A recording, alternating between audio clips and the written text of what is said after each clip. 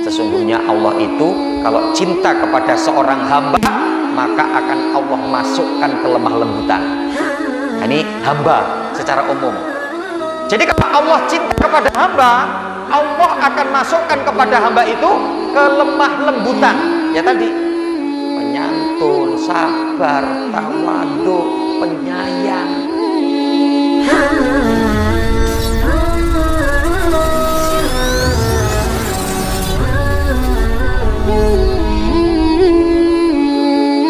Alhamdulillahi kafa wassalatu wassalam ala nabiyil mustafa wa ala alihi wa ashabihi ahli sadiki wal wafa. Usikum nafsi bi taqwallah azza wa jalla faqad fazal muttaqun wal mu'minun haitsu yaqulullahu ta'ala ya ayyuhalladzina amanu taqullaha haqqa tuqatih wa la tamutunna illa wa antum muslimun. Faqala ya ayyuhalladzina amanu taqullaha wa qulu qawlan sadida yuslih lakum a'malakum wa yaghfir lakum dzunubakum wa may yuti'illaha war rasulahu faqad faza fawzan 'azima. Faqala Rasul sallallahu alaihi wasallam ittaqillaha haitsu ma kunta wa bi sayyatal hasanata tamhuha wa khaliqin nas bi khuluqin hasanin. Faqala talabul ilmi faridatun ala kulli muslimin. Masyaallah muslimin, Bapak Ibu hadirin jamaah majelis ilmu rahimani wa rahimakumullah. Alhamdulillah, bersyukur kita kehadirat Allah Subhanahu wa taala atas segala limpahan nikmat, taufik serta hidayahnya, sehingganya di kesempatan malam hari ini Allah mudahkan untuk kita hadir di majelis yang mulia ini, di tempat yang mulia, rumah dari rumah-rumah Allah Subhanahu wa taala, yang tentunya ketika kita masuk di dalamnya tidak ada lain kecuali kita untuk mengingat Allah, untuk membicarakan tentang akhirat atau perkara-perkara dunia yang akan memberikan maslahat kebaikan untuk kehidupan kita ketika nanti di akhirat. Sehingganya mudah-mudahan kita termasuk digolongkan oleh Allah menjadi hamba yang hatinya selalu terpaut dengan masjid, ya, dan termasuk akan mendapatkan keutamaan, ya, yaitu mendapatkan naungan pada hari kiamat nanti yang tidak ada naungan kecuali naungan Allah. Karena diantaranya dari 7 golongan yang disebutkan oleh Rasulullah itu adalah rajulun qalbuhu mu'allakun bil masajid, orang-orang yang hatinya terpaut dengan masjid, ya. Mereka adalah termasuk yang nanti akan mendapatkan naungan pada hari akhir yang tidak ada naungan kecuali naungan Allah Subhanahu wa taala. Yang sehingganya mudah-mudahan kita dimudahkan untuk mencintai masjid, ya, dengan melakukan berbagai aktivitas ibadah di dalamnya, baik itu untuk sholat, ya, membaca Quran, majelis ilmu, ya, atau untuk kegiatan-kegiatan yang lain. Nah, sholawat bering salam semoga tercurah atas Nabi kita Muhammad Sallallahu alaihi wasallam, pada keluarga beliau, para sahabatnya, tabi'in, tabi'ut tabi'in, dan senantiasa komitmen dalam menjalankan sunnah beliau sampai datangnya hari kiamat kelak. Allahumma la sahla illa ma ja'altahu sahla wa anta taj'alul hazna idza syi'ta sahla. Allahumma anfa'na bima 'allamtana wa 'allimna ma yanfa'una. Allahumma zidna ilma. Masyaallah muslimin, Bapak Ibu rahimani wa rahimakumullah, sebagaimana yang diumumkan, diinformasikan melalui flyer dan mungkin informasi yang lain, insya Allah kita akan mengkaji tanda ketika Allah cinta kepada hamba, ya. Nanti kita akan melihat di sini yang kita ambil, ya, dari kitab yang ditulis oleh Dr. Amr Khalid. Kalau terjemahannya di sini hati sebening mata air, ya, tapi kalau judul Arabnya ini karena kitab terjemah yaitu Islahul Qulub. Jadi kalau kitab aslinya berbahasakan Arabnya dengan judul Islahul Qulub. Ya, jadi Islahul Qulub itu artinya untuk memperbaiki hati, konsep manajemen bagaimana untuk memperbaiki hati. Ya, tapi diterjemahkan di sini dengan hati sebening mata air. Kita akan mengambil sub pembahasan di sini terkait dengan tanda-tanda ketika Allah cinta kepada hamba. Ya. Ini nanti di sini disebutkan ada 7 poin, ya 7 poin. Yang sehingganya nanti di sini disebutkan oleh Syekh atau Dr. Amru Khalid, ya, dengan berdasarkan dalil-dalil yang ada baik dari Al-Quran maupun As-Sunnah. Ya. Yang nanti pada poin-poin itu, jika kita untuk mengusahakan diri berada di dalam poin-poin itu, maka mudah-mudahan kita termasuk hamba-hamba yang dicintai oleh Allah Subhanahu wa Ta'ala. Karena dengan kondisi hari ini, pengkabaran atau penginformasian kalau Allah cinta kepada hambanya yang secara langsung, di mana hari ini sudah tidak ada. Ya. Dulu ketika masih adanya Rasul dan ayat Al-Quran masih diturunkan, itu memungkinkan, dan kita banyak mendapati ya dalil-dalil kan, kita mendapati banyak informasi ya yang baik melalui lisan Rasul atau pengkabaran dalam Al-Quran yang kalau Allah cinta kepada hamba, ya. Bahkan kecintaan itu disebutkan secara langsung, person, ya. Nah, jadi tentunya nanti para ulama menyebutkan jika Allah cinta kepada hamba, maka Allah akan tolong hamba itu. Ya, maka di antara buah ketika hamba itu mendapatkan cinta Allah, maka di mana ya, Allah akan menolong hamba itu. Ya, Allah tidak akan menyia-nyiakan hamba yang dicintainya, akan dibantu, dimudahkan dalam melakukan ketaatan kepada Allah, dan kemudian akan selalu mendapatkan pertolongan Allah Subhanahu wa Ta'ala. Sehingga ketika mendapatkan cinta Allah Subhanahu wa Ta'ala, ini adalah suatu yang sangat istimewa, ya. Yang kalau kita akan melihat contoh dulu yang ketika Rasul masih ada, Al-Quran masih diturunkan, ya, kita bisa mendapati beberapa contoh ketika adanya para sahabat Nabi Shallallahu Alaihi Wasallam yang mendapatkan kabar, mendapatkan cintanya Allah.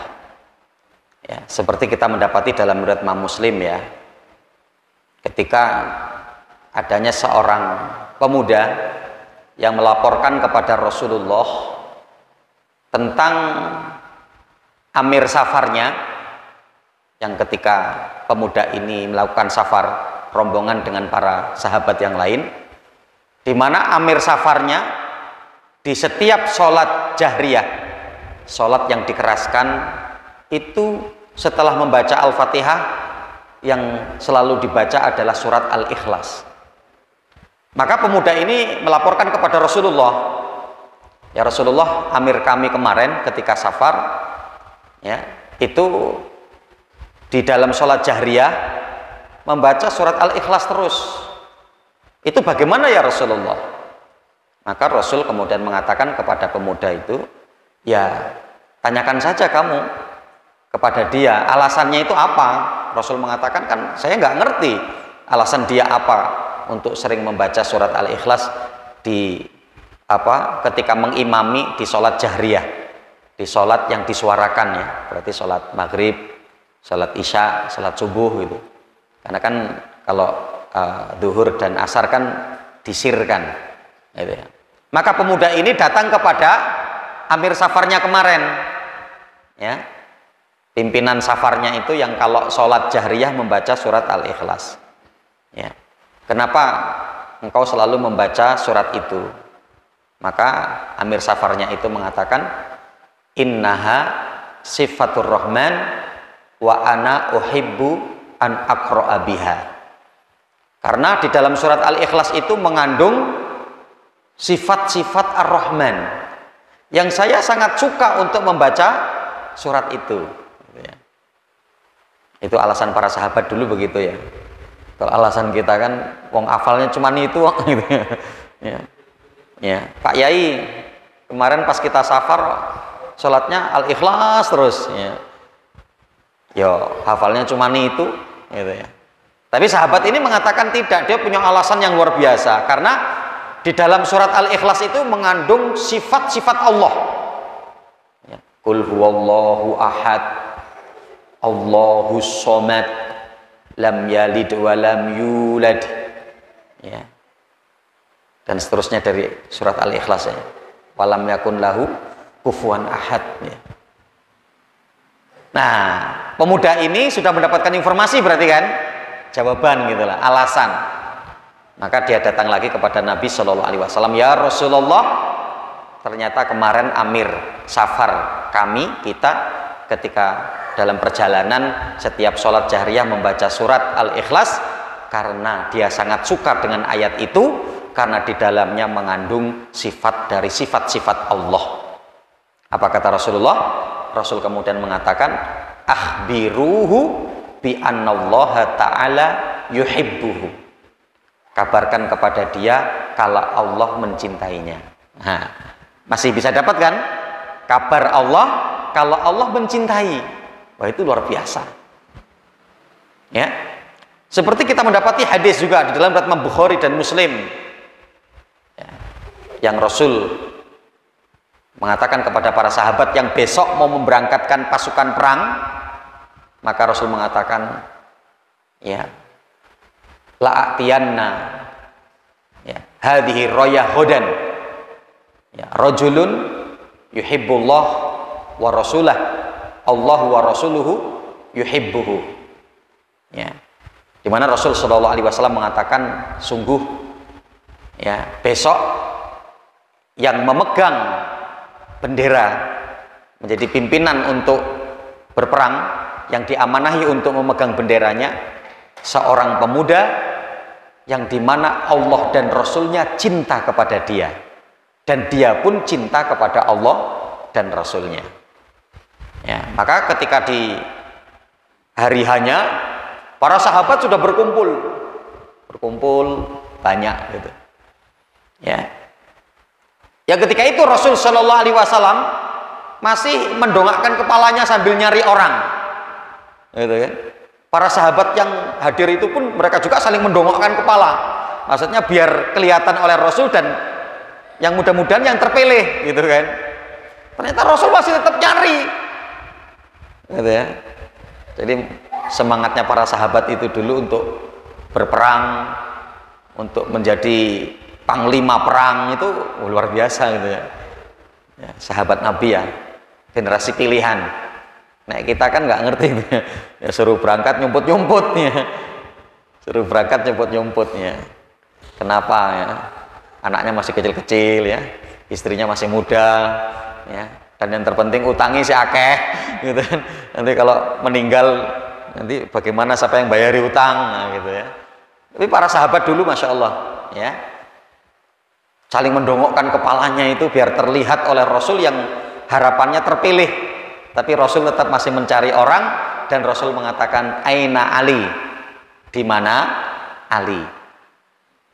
Kemudian para sahabat mengatakan, ya Rasulullah, Ali sedang sakit mata ya, Ali sedang sakit mata. Maka kemudian Rasul mengatakan, ya, panggil dia ke sini ya. Akhirnya Ali dipanggil, datang menghadap Rasul dan kemudian apa? Diruqyahlah Ali oleh Rasulullah, yang kemudian mata yang sakit itu diruqyah dan ditiup oleh Rasulullah dan sembuh. Ya. Nah, di mana apa? Ternyata royah itu, bendera itu, di mana Rasul berikan kepada Ali bin Abi Thalib. Masya Allah ya, berarti beliau ini, Ali bin Abi Thalib adalah seorang pemuda yang Allah dan Rasulnya cinta kepada dia, dan Ali pun memiliki cinta yang sangat besar kepada Allah dan Rasulnya. Nah, jadi kalau dulu masih adanya Rasul, ya, ayat Al-Quran masih diturunkan, masih memungkinkan, ya, untuk mendapatkan kabar atau informasi di mana ketika, ya, adanya hamba yang dicintai oleh Allah Subhanahu wa Ta'ala, ya. Nah, di kondisi kita hari ini nggak ada, ya, di mana Rasul dengan wafatnya Nabi kita Muhammad SAW, maka kenabian telah selesai, telah sempurna Islam, dan begitu juga dengan Al-Quran, ya, telah diturunkan secara sempurna, yang tidak turun kembali Al-Quran, ya. Nah, sehingganya yang bisa untuk kita lakukan adalah apa yang disampaikan di kalangan para ulama kepada kita berdasarkan dengan dalil-dalil yang ada, yang itu menunjukkan bahwa di kondisi ini Allah cinta kepada hamba itu. Nah, ini yang untuk kita upayakan, ini yang untuk kita kejar, gitu ya. Nah, di sini Syekh Dr. Amr Khalid menyebutkan ada 7 hal. Yang pertama, ketika seorang hamba itu terjaga dari dunia. Ketika hamba terjaga dari dunia, itu bertanda Allah cinta dengan hamba tersebut, ya. Apa artinya ketika seorang itu terjaga dari dunia? Dia tidak terjerumus kepada cinta berlebih kepada dunia, ya. Dia tidak hubud dunia, ya. Dia tidak menjadikan perkara dunianya menjadikan dia lalai dari ibadah dan ketaatan kepada Allah, ya. Nah, ini arti terjaga dari dunia, ya. Dan Masya Allah, ya, itu satu yang sulit, yang karena apa? Ya, 24 jam kita terkait dengan dunia, atau paling enggak, ya, di siang hari kita sekitar mungkin 12 jam kita bergelut dengan dunia, ya. Tapi bagaimana untuk kita bisa memosisikan dunia tidak di hati, tapi hanya di genggaman, hanya di tangan, ya. Ini perlu konsep, ini perlu di manage, ya, perlu kita atur, artinya seperti itu, ya. Karena betapa banyak orang yang sudah keterjerumusan, ya. Maka nanti di sini dinukil hadis diriwayatkan oleh Imam Hakim, ya, di mana Rasul Shallallahu Alaihi Wasallam mengatakan, sesungguhnya jika Allah mencintai hamba, maka hamba itu akan Allah jaga dari fitnah dunia, seperti salah seorang di antara kalian menjaga makanan saudaranya yang sedang dalam kondisi sakit. Nah, itu ya. Jadi Masya Allah, ya, Rasul mengatakan begitu, ya. Jika Allah cinta kepada hamba, maka Allah akan jaga hamba itu agar tidak terfitnah dengan dunia, agar tidak cinta terhadap dunia, seperti salah seorang di antara kalian yang untuk menjaga makanan saudaranya yang sedang sakit, ya. Jadi artinya apa? Untuk dijaga banget, ya, untuk dijaga bener, ya. Jadi kalau kita mendapatkan amanah untuk menjaga orang yang sakit, kan kita jaga banget, ya, makanannya, kan, kapan waktunya dia harus makan, kemudian makanan apa yang boleh, makanan apa yang tidak boleh, dengan harapan apa? Agar saudara kita yang sakit ini cepat sembuh, gitu kan. Jadi ketika waktunya makan, makan, ya. Karena kalau tidak nanti akan tambah sakit, sakitnya tambah parah, gitu ya. Jadi sangat terjaga banget, ya, sangat dijaga betul. Maka berarti apa? Begitulah Allah Subhanahu wa Ta'ala sangat menjaga betul hamba, ya, dari dunia, ya, jika di mana Allah mencintai hamba itu. Ya. Karenanya kaum muslimin rahimani wa rahimakumullah. Ya. Nah, ini yang apa? Perlu untuk betul-betul menjadi perhatian kita. Ya. Yang dimana keterjerumusan seorang kepada hubud dunia, kepada cinta dunia yang berlebih, itu bukan hanya menimpa orang yang memiliki harta yang melimpah. Ya. Sebetulnya lebih kepada apa yang dia lakukan terkait dengan dunia itu memalingkan dari ketaatan kepada Allah atau tidak. Kalaulah contoh mungkin adanya seorang yang untuk mendapatkan perkara dunia yang kecil-kecil, yang sedikit demi sedikit, ya, dari perkara dunia yang sedikit, tapi dengan itu melalaikan dari ibadah kepada Allah, maka hamba ini adalah hubud dunia.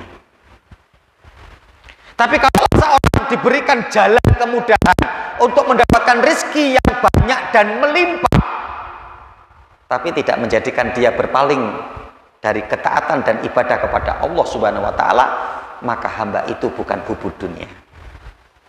Ya, kita lihat apakah para sahabat Nabi itu adalah mereka orang-orang yang kemudian tidak memiliki dunia, punya dunia. Ya, memiliki kekayaan yang banyak. Sahabat Utsman bin Affan, Abu Bakar As-Siddiq, Abdurrahman bin Auf, ya, para sahabat banyak yang kaya, itu kan? Apakah mereka kemudian dikatakan sebagai hubud dunia? Bukan, tidak. Kenapa?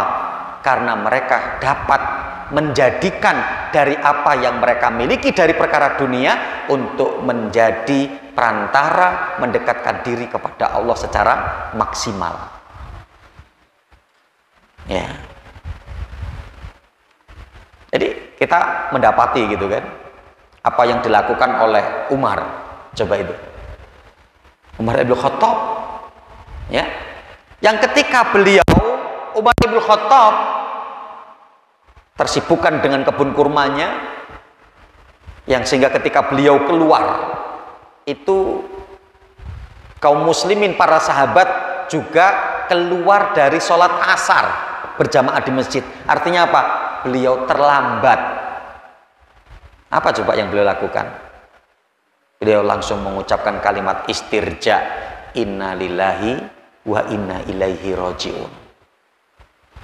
Artinya menandakan apa? Satu musibah besar menimpa beliau, yang kemudian beliau kumpulkan para sahabatnya. Apa yang beliau katakan kepada para sahabatnya? Ashhadukum ya ashabi anna haiti lima sakina sodakoh. Saksikan wahai para sahabatku, kebun kurmaku yang melalaikan aku dari ibadah kepada Allah, semua aku sedekahkan untuk fakir miskin. Masya Allah. Ya. Ini kalau diterapkan hari ini kayaknya Baitul Mal kaya ya. Ada yang orang datang bawa sapinya gitu. Ini sapiku melalaikan aku dari sholat, ya, bawa kunci toko, ya, bawa sertifikat dosennya atau guru, ya, Masya Allah, ya. Dan karenanya kaum muslimin rahimani wa rahimakumullah, ya, perlu ya untuk kita betul-betul waspadai, ya, jebakan-jebakan dunia yang dapat menjadikan kita berpaling, ya, dari ibadah, dari ketaatan kepada Allah. Kita masih mementingkan tamu kita dari panggilan adzan. Kita masih mementingkan menyelesaikan ngaduk semen kita, ngarit kita, melayani pelanggan kita, ya, ketika adanya ibadah-ibadah yang seharusnya untuk kita tunaikan. Betapa banyak orang yang tidak punya waktu untuk ngaji, untuk taklim, dengan alasan apa? Sibuk, nggak punya waktu. Masya Allah, ya.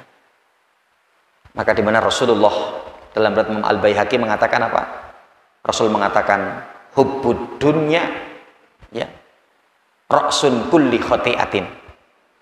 Cinta kepada dunia itu adalah pangkal terjadinya segala keburukan. Ya. Padahal apa? Masalah muslim rahimakumullah. Dalam riwayat Muslim dari sahabat Jabir bin Abdillah, yang dimana beliau mengatakan kami pernah satu rombongan bersama dengan Rasul dan para sahabat yang lain. Ketika sampai di dekat pasar, Rasul Shallallahu Alaihi Wasallam ya mendapati bangkai anak kambing yang cacat. Berarti kan sudah mati ya, sudah menjadi bangkai. Yang kemudian dipegang telinganya oleh Rasulullah.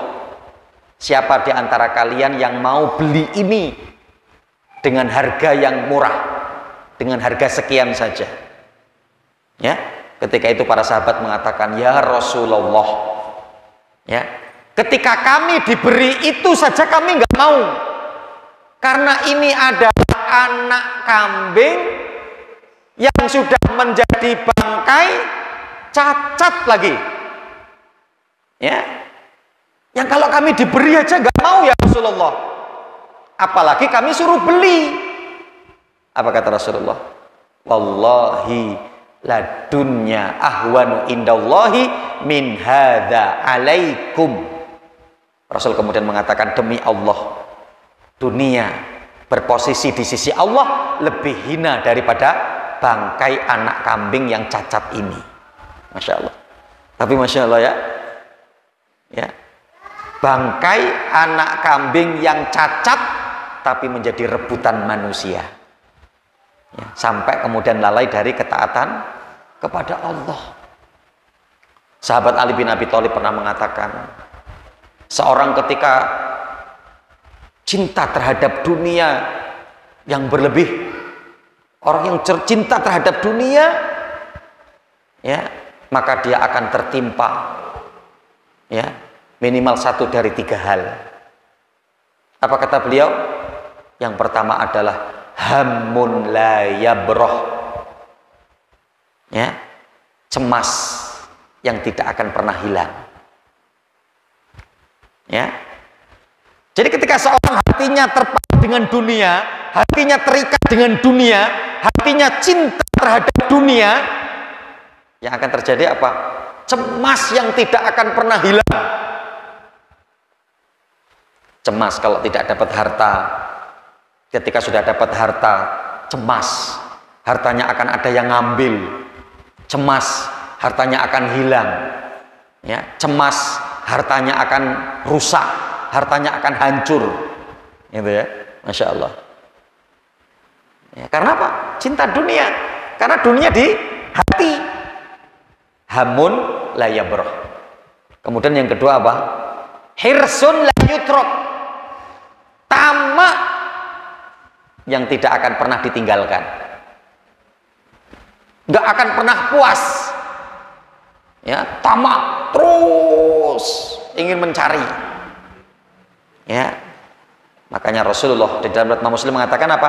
Laukana li ibni Adam wadiyani min malin labataghalahuma thalithan. Kalaulah hamba ini diberi 2 lembah yang isinya semua adalah emas, pasti dia akan mencari yang ketiga. Ketika dia diberi yang ketiga, dia akan mencari yang keempat. Ketika diberi yang keempat, dia akan mencari yang kelima. Dia tidak akan pernah puas kecuali setelah mulutnya disumpal dengan tanah. Artinya apa?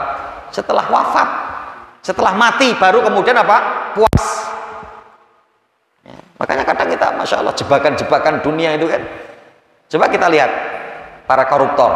Kalau dari pandangan kita, apakah mereka sebetulnya dari perkara dunianya belum cukup? Cukup. Para koruptor itu bukankah rumahnya besar-besar? Besar-besar. Para koruptor itu bukankah mobilnya berderet di rumahnya? Berderet. Tapi masih terjerumus kepada mencuri, korupsi. Kenapa? Karena hirsun la yutrok, tamak yang tidak pernah dia tinggalkan. Para pencinta dunia itu ibarat para peminum air garam, air laut, yang tidak akan pernah dia merasa kemudian apa? Ya, cukup. Ya, artinya tidak menghilangkan dahaga, tapi justru akan dahaga terus. Ya, itu yang kedua kata sahabat Ali bin Abi Thalib, bencana cinta dunia. Kemudian yang ketiga adalah al-amalu la yablugh, yaitu apa? Angan-angan yang tidak pernah tersampaikan. Coba dia pinginnya mau kayak mana? Pinginnya mau jadi seperti apa? Gitu kan? Yang terus ya mengejar dunia. Bahkan kadang ada orang yang aneh, ya, dia mencari dunia, ya, sampai kemudian menjadikan dia sakit, dunianya habis untuk berobat. Masya Allah, belum sempat untuk menikmati dunia. Ya, berangkat pagi, pulang malam, ditambah lembur, Masya Allah. Ya, selama 5 tahun bisa dapat uang 1 miliar, atau mungkin begitu kan. Setelah itu langsung sakit, harus berobat ke Malaysia, berobat ke Thailand, berobat, Masya Allah, menghabiskan 1,5 miliar, Masya Allah.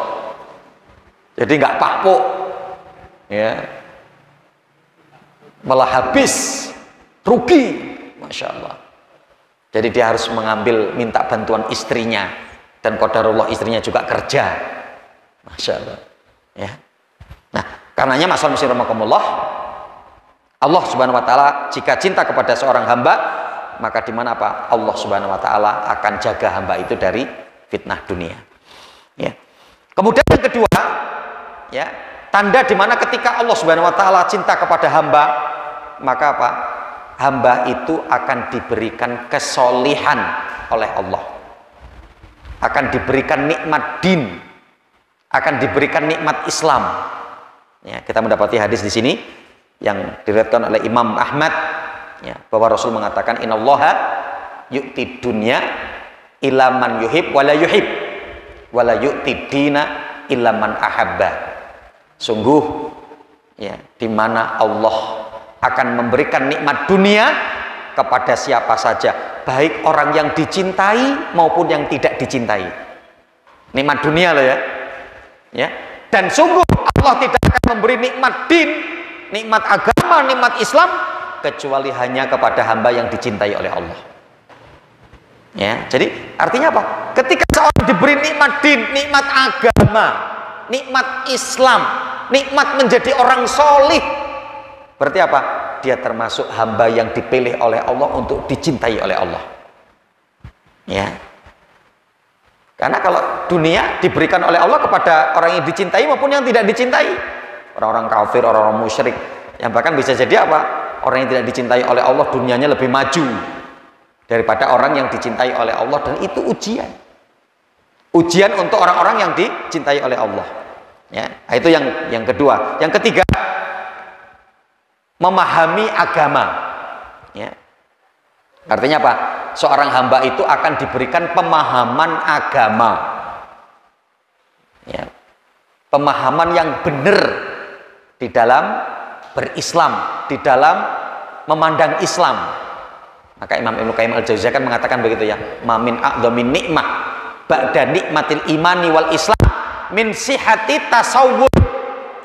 Ya, tidak ada nikmat yang paling besar setelah nikmat iman dan Islam kecuali adalah nikmat apa? Benarnya kita di dalam berislam. Ya, karena berislam kita dasarannya bukan kebanyakan orang. Berislamnya kita bukan karena, ya, tokoh melakukan maka kita untuk melakukan juga. Dasaran kita di dalam berislam bukan karena adat, bukan karena tradisi, bukan karena kebiasaan, tapi adalah, ya, dasar kita di dalam berislam adalah apa yang Allah sampaikan kepada kita dalam Al-Quran dan apa yang disampaikan oleh Rasul di dalam sunnahnya. Ya, maka Rasul, ya, di dalam Imam Hakim pernah mengatakan begitu, taraktu fikum amroini lan tadillu ma tamassaktum bihima kitabullah wa sunnatan nabiyhi sallallahu alaihi wasallam. Sungguh aku telah tinggalkan kepada kalian 2 pusaka yang sangat besar, yang jika kalian berpegang teguh kepada 2 hal itu, maka kalian tidak akan tersesat selama-lamanya. Al-Quran dan sunnah Rasul. Ya. Jadi Masya Allah, sehingga pentingnya kita nanti untuk memperdalami Islam ini, agar kita di dalam beramal Islam itu adalah berdasarkan dengan ilmu. Maka Imam Al-Bukhari di dalam Sahih Bukhari dengan membuat bab, ya, yaitu apa? Babul ilmi qoblal qauli wal amal. Bab ilmu itu adalah utama, bab tentang ilmu itu adalah untuk kita utamakan daripada berucap dan beramal. Yang artinya apa? Sebelum kita ngomong kita harus berilmu, sebelum kita beramal kita harus berilmu. Ya, jangan sampai kita beramal tanpa ilmu. Ya. Kemudian yang keempat, kelembutan. Tanda ketika Allah cinta kepada hamba itu, hamba tersebut diberikan kelemah lembutan. Ya, jadi orangnya itu lemah lembut, penyabar, penyayang, tawadhu. Ya, minimal nanti terkait dengan hadis ini, ya, adanya dua redaksi hadis. Yang pertama dengan redaksi umum, kemudian yang kedua dengan redaksi khusus. Yang umum apa kata Rasulullah? Ya, di dalam riwayat Imam Ahmad, riwayat Imam Hakim, riwayat Imam Tirmidzi, Rasul mengatakan apa? Innallaha idza ahabba bi 'abdin adkhala 'alaihimur rifqa.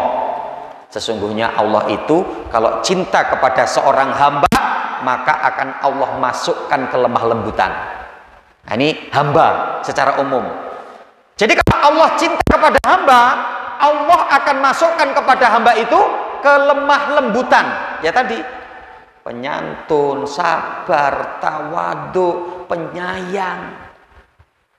Ya, bukan yang kemudian dikit-dikit emosi, dikit-dikit marah. Ya, bukan.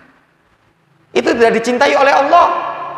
Redaksi hadis yang kedua, apa yang dikatakan Rasulullah? Ini yang secara khusus. Innallaha idza ahabba bi ahli baitin adkhala alaihimur rifqa. Sungguhnya Allah kalau menghendaki kebaikan dalam satu rumah tangga, maka akan Allah masukkan dalam rumah tangga itu kelemah lembutan. Coba itu. Apa yang menjadikan rumah tangga itu kacau?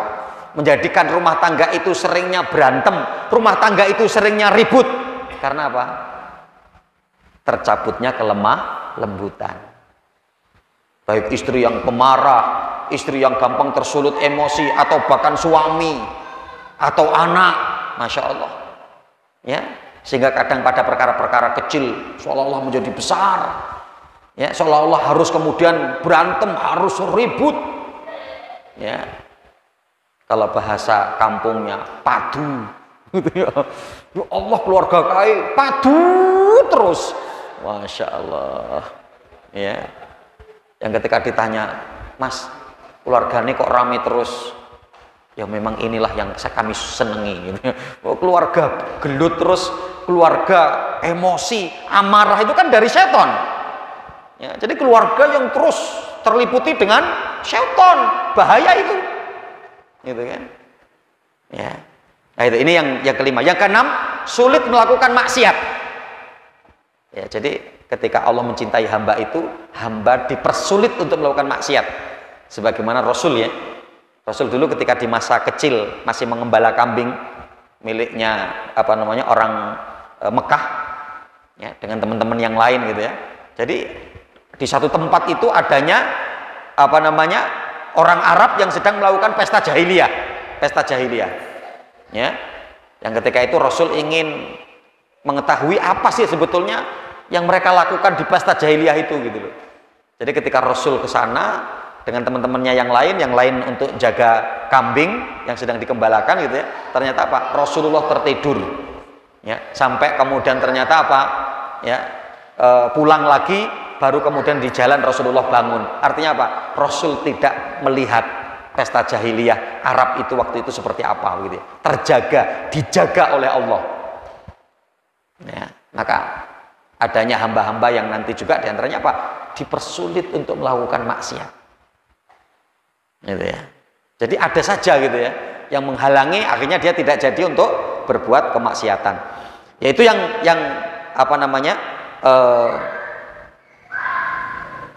Apa tadi ya? Disulitkan untuk melakukan kemaksiatan. Oh, itu ternyata poin yang kelima ya.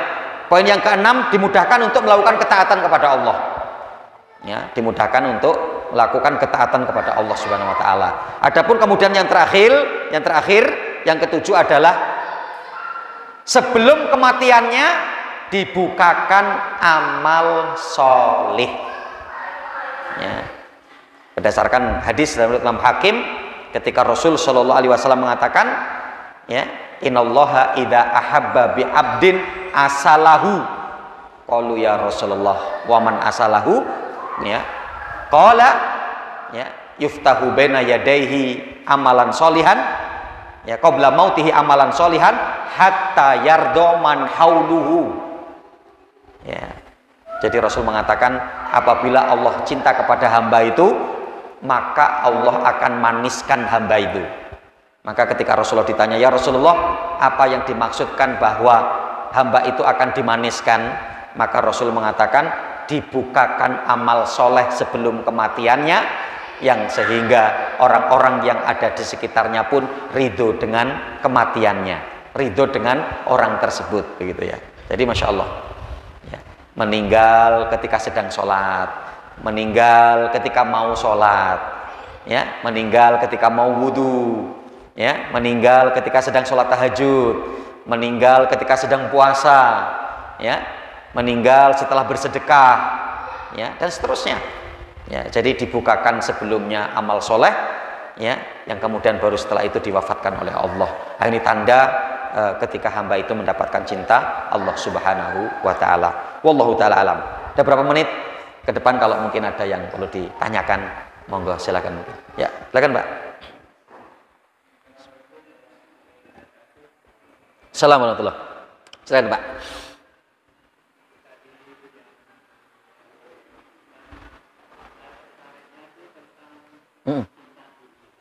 Ya.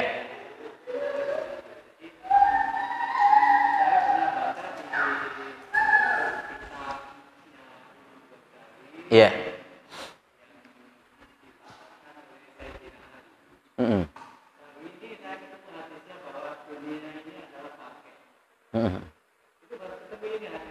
Ya.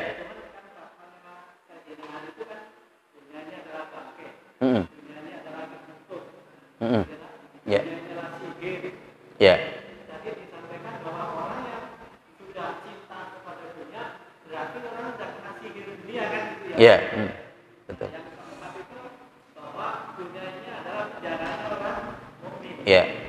Ini baru ketemu tadi. Ya. Saya sampaikan Ustaz. Ya. Di situ terus tadi yang satu lagi Ustaz, kalau Allah itu mencintai kepada hamba-Nya, maka Allah itu yang pertama dijadikan orang yang soleh. Ya.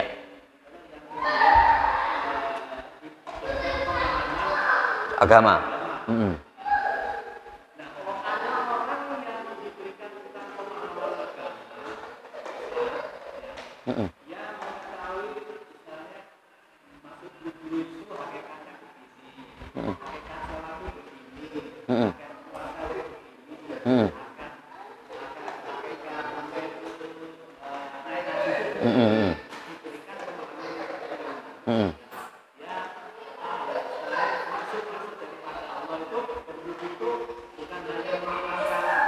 Ya.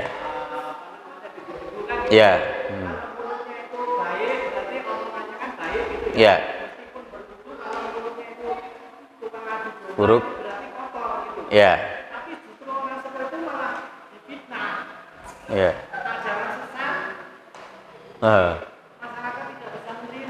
Ya.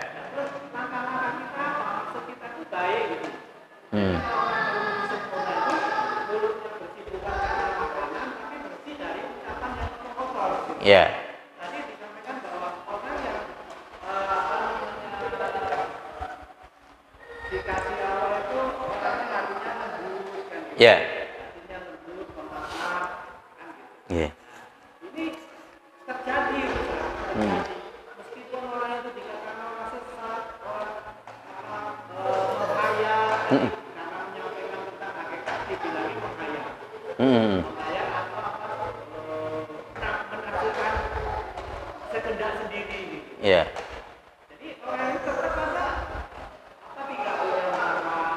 Ya. malah saya malah didoakan seseorang itu mendapatkan ampunan dari Allah, dibesarkan hatinya. Ya.